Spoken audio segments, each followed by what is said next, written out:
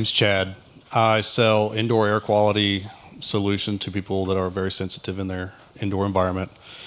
And we do 1.3 in revenue. We'd like to be on the moon. I mean, I don't know, 5 million seems to be the going number today. So 5 million would be great, 10 would be better. Why not 100? YOLO. Well, it's 100 million. I read the book. This sounds like a nice one. Yeah. So I want to know, all of our customers are kind of single serving ketchup packets, right? So how do we increase LTV for this? It's so niche, right? We solve their problem, so they kind of inherently they shouldn't come back. Well, don't they need maintenance and filters and things like that? Well, maybe, but we're not in the HVAC sector to replace filters. Oh, so we could sell some product. Mm-hmm. Should we do that? I mean, the $1 million question is, how can we increase our LTV to that single serving customer? Well, yeah, I mean, if you think about what any business can do, it's like you can raise prices, you can decrease costs, you can cross-sell additional services, you can upsell better quality, you can upsell more units, you can downsell an inferior unit or worse quality unit, and there's an 8th one, but there's 7 that you can do. In terms of increasing, it's like, which of those sounds more amenable? I'll bet you probably have some room on pricing because you're niche down and most people are underpriced. But beyond that, I do think that the maintenance package makes a lot of sense. Okay, because you're a home services business functionally, right? Yeah. So we fired up what we call it's a plan, it's a pure air plan. So we come back annually and kind of do a checkup. Hopefully that we see new or different problems, right? Mm-hmm. So that's kind of a way to get back in the door, but it's not really ringing the cash register as much as I wish.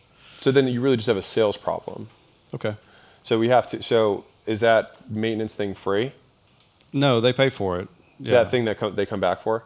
Yeah. What percentage of people on the front end are paying for that thing? A quarter.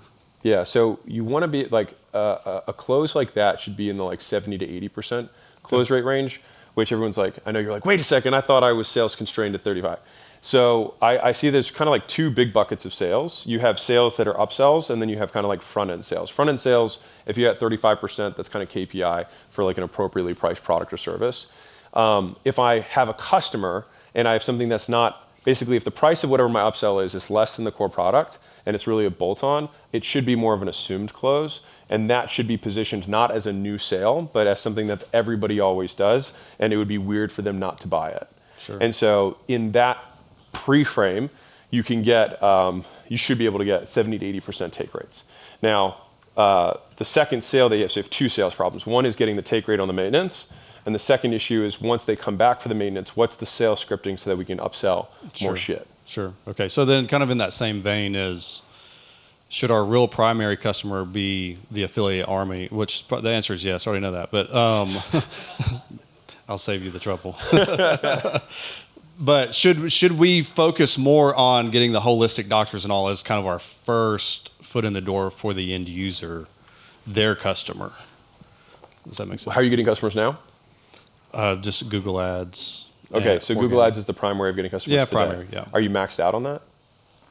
No, probably not. Well, then I would for sure spend more first before putting a second acquisition channel in. Okay. You'll probably be able to get to 3 million just on doing more.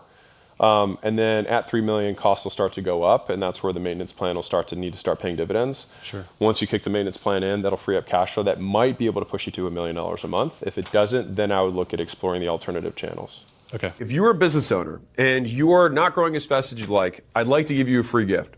So my team and I put together the $100 million scaling roadmap, which is basically 200 hours of us looking over all the portfolio companies we've had and what stages of growth they went through, and more importantly, where they got stuck and how they got past it.